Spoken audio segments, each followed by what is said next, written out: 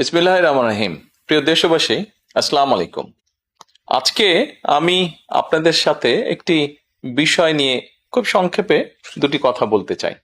যে বিষয়টি সমাজের প্রত্যেকটি শ্রেণী পেশার মানুষকে স্পর্শ করে। যে বিষয়টি কি সেটি হচ্ছে আমাদের পরিবেশ। অর্থাৎ আমি, আপনি, আমরা সকলে যে পরিবেশটাতে থাকি সেই পরিবেশটি কেমন, আমার আশপাশটি কেমন। আপনারা নিশ্চয়ই অধিকাংশ ক্ষেত্রে খেয়াল করে দেখেছেন, আমরা ঢাকা শহরের যে কোনো রাস্তাঘাটই হোক, যে কোনো এলাকাই হোক, যে কোনো জেলা শহরের এলাকাই হোক, রাস্তাঘাট হোক, এমনকি উপজেলা পর্যায়েও ক্ষেত্র বিশেষে বিভিন্ন গ্রামগঞ্জেও আমরা দেখেছি যে যেখানে বাজার ঘাট বা রাস্তা চলাচলে বেশি, সেই জায়গাগুলোতে চারিদিকে একটা জিনিস খুব পরিষ্কারভাবে চোখে পড়ে, যেটি আমরা যখন ছোট ছিলাম, আজকে থেকে 40 বছর আগে, 30 বছর আগে দৃশ্যটা এমন ছিল না, কিন্তু বর্তমানে দৃশ্যটা এইরকম। সেটা কেমন? চারিদিকে আমার আপনার আমাদের ব্যবহার করা হাতের টিস্যু, অথবা আমার আপনার খাওয়া চিপসের প্যাকেট, অথবা বাসায় ব্যবহার করা রান্নার তেল যে তার প্লাস্টিকের বোতলটি, অথবা আমি বা আপনি পানি পান করেছি প্লাস্টিকের বোতল থেকে সেই বোতলটি, এরকম আরো অনেক ধরনের আবর্জনা যত্র তত্র সব জায়গায় ছড়িয়ে আছে। কোনো জায়গায় একটু বেশি জমা হয়ে আছে, অথবা যত্র তত্র লোকালয়ে চারিদিকে ছড়িয়ে আছে। চিন্তা করে দেখুন তো, আপনার ঘরে, যে ঘরটিতে আপনি থাকেন, যে বাসাটিতে আপনি থাকেন, যদি চারিদিকে এমন টিস্যু ছড়িয়ে থাকতো, যদি চারিদিকে এমন আবর্জনা ছড়িয়ে থাকতো, আপনার কাছে কি ভালো লাগতো দেখতে? নিশ্চয়ই না, আমাদের কারো কথাই ভালো লাগতো না। কবি তো সুন্দরভাবে লিখেছেন, সবুজ শস্য শ্যামলা আমারে ভুবন। তো আসুন না, আমরা কেন আমাদের পরিবেশটাকে সুন্দর করতে পারবো না?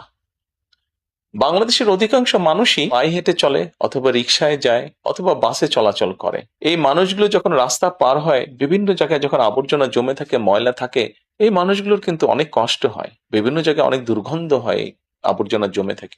তবে আমরা যদি সকলে মিলে একটু সচেতন হই, আমরা যদি নিজেরা সচেতন হই, যত্রতত্র যদি আমাদের ব্যবহারকৃত আবর্জনাগুলো যদি যত্রতত্র আমরা না ফেলে দিই, আমরা যদি একটি নির্দিষ্ট জায়গায় এই আবর্জনাকে জমা করি এবং নির্দিষ্ট উপায়ে যদি এটাকে পরে ধ্বংস করি, তাহলে যেমন আমাদের পরিবেশটি ভালো থাকবে, ঠিক একইভাবে আমরা আমাদের পরিবেশটাকে সুন্দরভাবে রাখতে পারবো।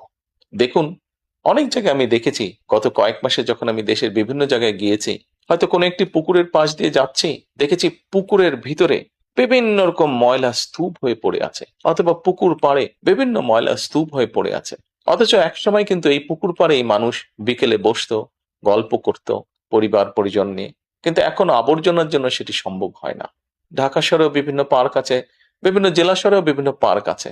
আমরা পার্কগুলোতে যাচ্ছি বিকেল বেলায় পরিবার পরিজনকে সাথে নিয়ে, কিন্তু গিয়ে যখন আমরা চিনেবাদাম খাচ্ছি, অথবা চিপস খাচ্ছি, অথবা বাচ্চারা লজেন্স খাচ্ছে, খেয়েই আমরা জিনিসটা সেখানে ফেলে দিচ্ছি। আমরা যখন যাই তখন হয়তো যারা পরিচ্ছন্ন কর্মী তারা হয়তো পরিষ্কার করে রাখছে, কিন্তু আমরা যখন বেরিয়ে আসছি তখন আর সেটি আগের মতন পরিষ্কার থাকছে না। কিন্তু যদি যে পরিষ্কার থাকতো, আপনি যদি পরিষ্কার করে রেখে আসেন, আপনার পরবর্তীতে যে যাবে সেও সেই পরিচ্ছন্নতা, সুন্দর পরিবেশটি উপভোগ করতে পারবে। কাজে আসুন না, আমরা যদি আজকে থেকে প্রত্যেকে সচেতন হই, আমাদের হাতের আবর্জনা বা ব্যবহারকৃত আবর্জনা যদি নির্দিষ্ট জায়গায় সুন্দরভাবে আমরা গুছিয়ে ফেলি, তাহলে ধীরে ধীরে হয়তো আমরা আমাদের এই বাংলাদেশটাকে আবর্জনা মুক্ত করতে পারবো, সুন্দর একটি পরিবেশ গড়ে তুলতে পারবো। দেশটা তো আমাদের সকলের। আমরা সকলে মিলে যদি চেষ্টা করি, সকলে মিলে যদি একটু একটু করে করি, তাহলে আমরা বড় কিছু করতে সক্ষম হব। প্রিয় দেশবাসী, আপনাদের কাছে আজকে এই সহযোগিতাটা আমি চাইছি।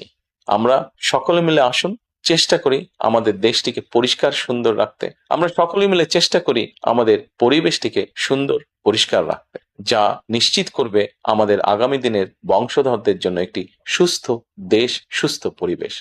সকলকে আন্তরিক ধন্যবাদ। আসসালামু আলাইকুম।